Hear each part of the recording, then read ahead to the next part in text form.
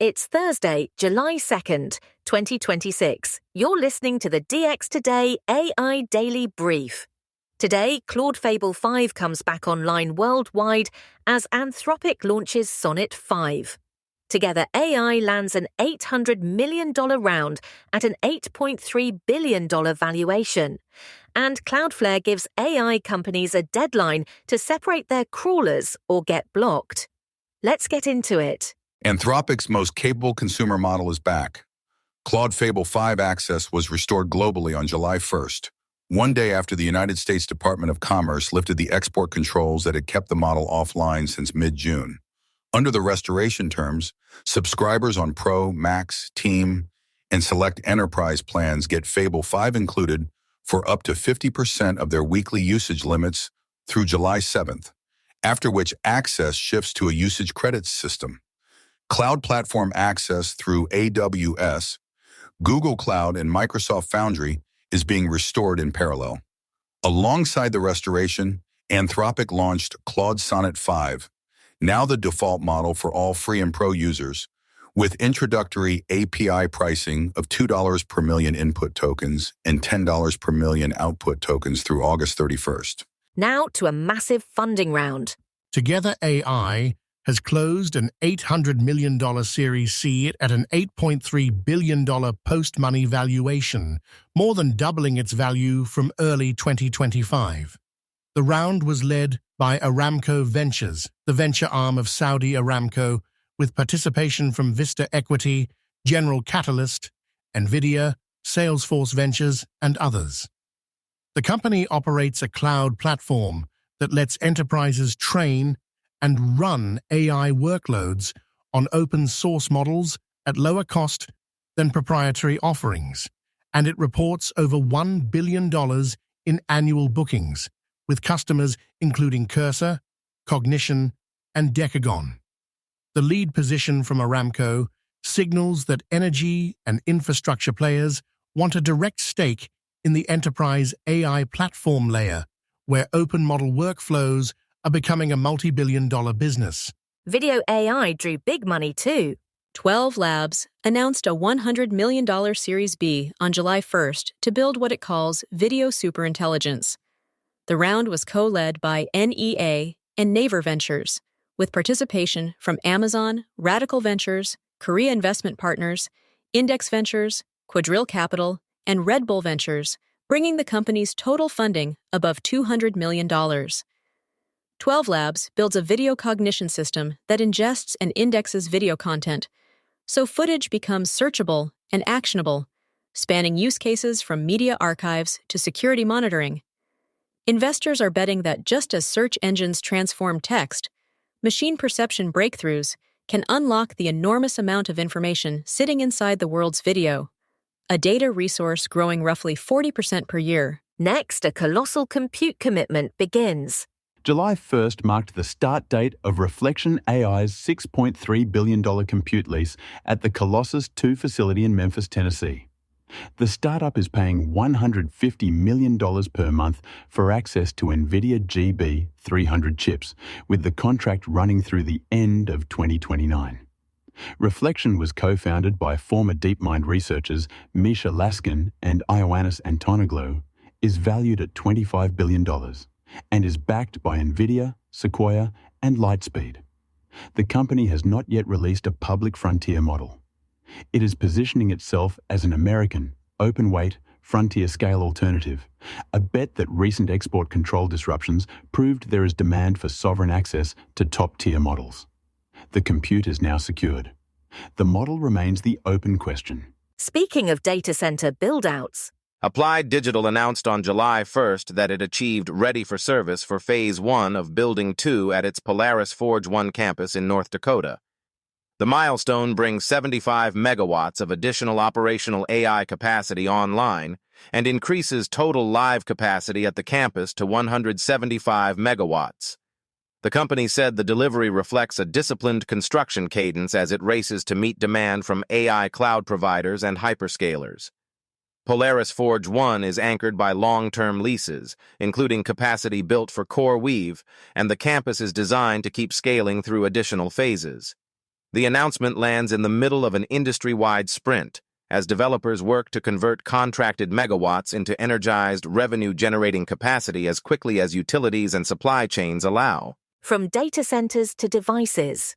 The Wall Street Journal reported that SpaceX showed investors a prototype of a handset-like AI device before going public, described by sources as slimmer than an iPhone, running a proprietary operating system on a Snapdragon chip with AI technology from xAI been built in. The report suggested the company may be eyeing an expansion into wireless hardware on top of its Starlink connectivity business.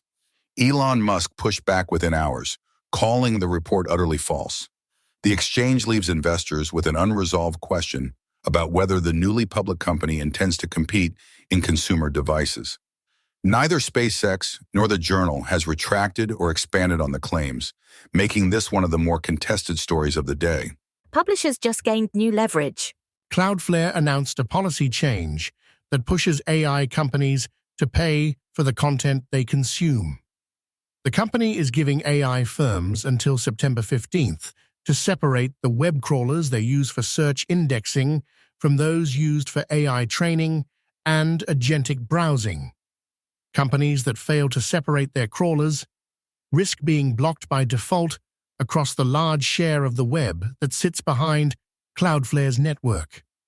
The move builds on Cloudflare's earlier pay-per-crawl efforts and effectively hands publishers a switch to distinguish between traffic that sends readers to their sites and crawling that extracts content for model training.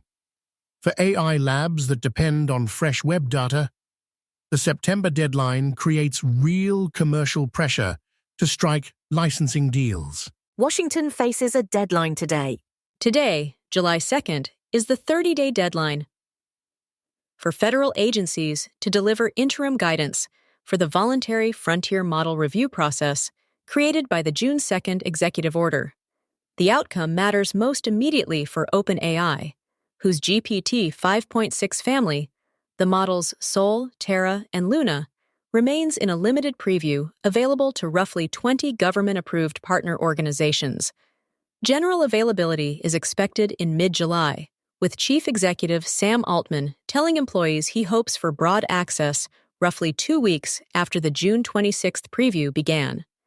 If agencies deliver guidance on schedule, it could replace the current case-by-case approval process with a repeatable framework, clearing the path for wider access to the new models. Microsoft makes Copilot bundles permanent. As of July 1st, Microsoft 365 Business Standard with Copilot and Business Premium with Copilot are permanent product offerings rather than limited time promotions. The change, announced through Microsoft's partner channels, gives small and medium-sized businesses a predictable, always-on way to buy productivity software with AI assistance built in, instead of purchasing Copilot as a separate add-on license. For Microsoft, folding Copilot directly into standard business subscriptions is a signal that AI features are no longer an upsell experiment, but a core part of the commercial bundle. For the channel partners who resell these plans, permanent SKUs simplify renewals and give them a stable footing to migrate customers who have been hesitant to commit to AI licensing. Now to silicon economics. Oxmiq Labs, the chip startup founded by veteran graphics architect Raja Koduri, announced a $35 million Series A on July 1st, co-led by Samsung Catalyst Fund and Fudomo, with participation from MediaTek and Pegatron's venture arm.